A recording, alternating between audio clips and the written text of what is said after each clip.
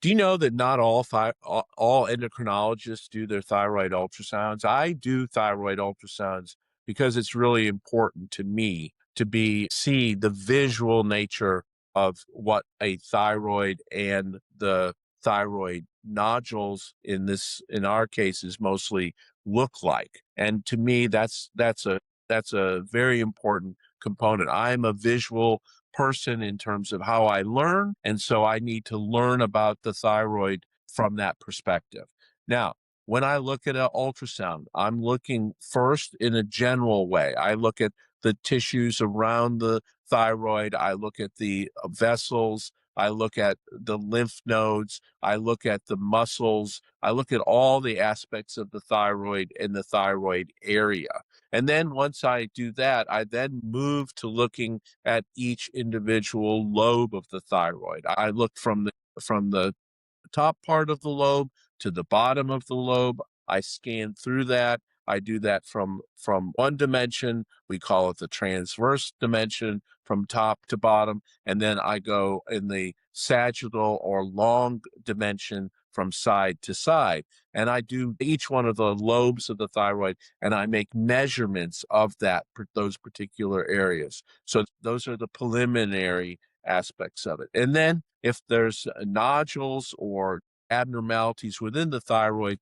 I then start looking at those, trying to characterize them in certain ways. Do they look more benign appearing? Do they look more concerning? Are there suspicious aspects? And those aspects are then looked at and thought about in relationship to each individual nodule. So some nodules are more cystic, liquid filled. So by definition, generally a liquid-filled nodule is a benign nodule. Whereas if we see a solid nodule, there's different characteristics of the sound waves that go through those nodules, whether they are more or less darker or lighter related to the outside of the nodule. So we have names for those particular types of nodules. The implication is that they have characteristics will then reveal whether or not those nodules are more suspicious or not. I use the American Thyroid Association criteria for nodules in terms of suspicion. There are benign nodules in that category.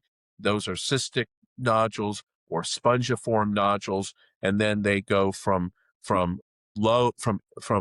suspicion, intermediate suspicion, and high suspicion. And each one of those areas has a different characteristics that we have assigned to that based upon looking at the nodule and characterize them. And then that then determines what my next steps will be. If that will be necessarily observation, would it be necessarily a biopsy? And then we go from there. So it's a process, and the process is very important because it has a visual look at this nodule, which is something that I need to make a medical decision on. And I can't imagine not doing an ultrasound on a thyroid in order to make a decision as to what the next step would be. That's really what I have to do in order to make good decisions in relationship to the nodules that are presented to me. Why are ultrasounds so important and so beneficial? Because they're quick. I can do them quickly in the office.